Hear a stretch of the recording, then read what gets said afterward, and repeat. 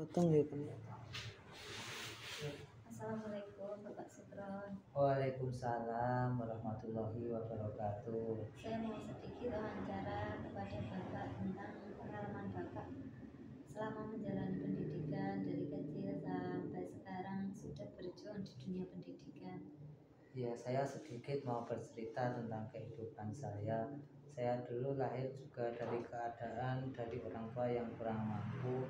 Ya, karena semangat dari saya dan orang tua, saya dari kecil sekolah mulai dari MI sampai SMP itu bisa melanjutkan sampai SMA, itu semua karena beasiswa, karena semangat belajar yang tinggi.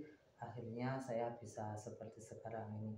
Orang melihat saya ini, wah Pak Supran enak sekolah sampai atas, itu semua adalah karena dapat beasiswa. Dulu pernah dapat beasiswa waktu SMA itu dari Sampurna Foundation, terus ketika kuliah itu juga dapat beasiswa lupa dari yayasan apa Itu beasiswa apa tuh namanya, beasiswa siswa berprestasi ya. Siswa berprestasi. Alhamdulillah dulu itu saya ya bagaimana ya, waktu sekolah itu punya cita-cita saya ingin menjadi seorang guru. Ya, pada waktu itu setelah lulus SMA saya pilih jurusan pendidikan agama Islam.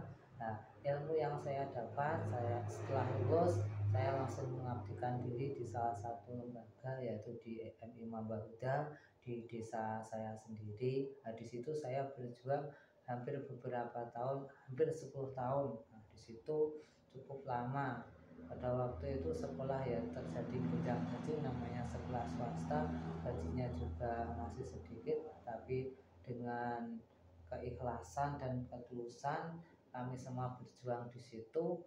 Dan sampai akhirnya tahun berapa ini? Tahun 2020 itu ada formasi tes CPNS. Saya juga mengikuti tes tersebut. Alhamdulillah karena semangat dukungan keluarga, utamanya istri saya bisa lulus dengan nilai yang cukup baik, dan akhirnya sampai sekarang saya sudah diterima jadi PNS di salah satu SD negeri di Kota Blitar. Alhamdulillah.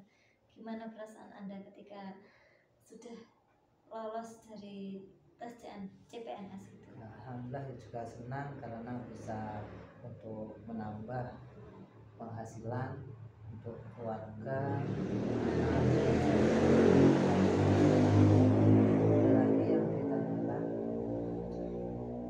Saya mau sedikit pesan buat saya, nasihat buat saya agar terus berjuang untuk mencari ilmu, tidak bosan gitu.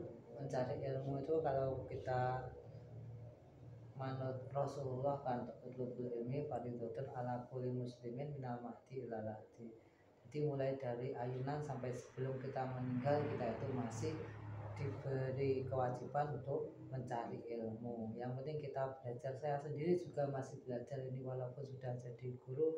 Kemarin itu ada pendidikan guru penggerak, saya juga ikut untuk menambah wawasan, tambah pengalaman, tambah pengetahuan, dan untuk menambah ketika kita sudah menjadi guru, bagaimana kita mengajarkan murid itu dengan metode-metode yang lebih bagus, dengan strategi yang baik. Ada yang namanya masih banyak ilmu-ilmu baru yang saya dapat ketika saya ikut diklat. Nah, itu semuanya tidak instan, semua itu butuh perjuangan, butuh waktu yang panjang, pembelajaran. Yang penting kita itu belajar dan belajar, insya Allah nanti hasilnya juga akan lebih baik. Ya, terima kasih Pak Supron. Insya Allah saya akan belajar dari pengalaman panjenengan. Ya, semoga apa yang saya dapat bisa menular ke Bu Aziz, dan kepada kita semua, utamanya generasi muda. Mungkin itu yang dapat saya. Ya, terima kasih banyak atas waktunya. Ya, sama-sama. Assalamualaikum. Waalaikumsalam warahmatullahi wabarakatuh.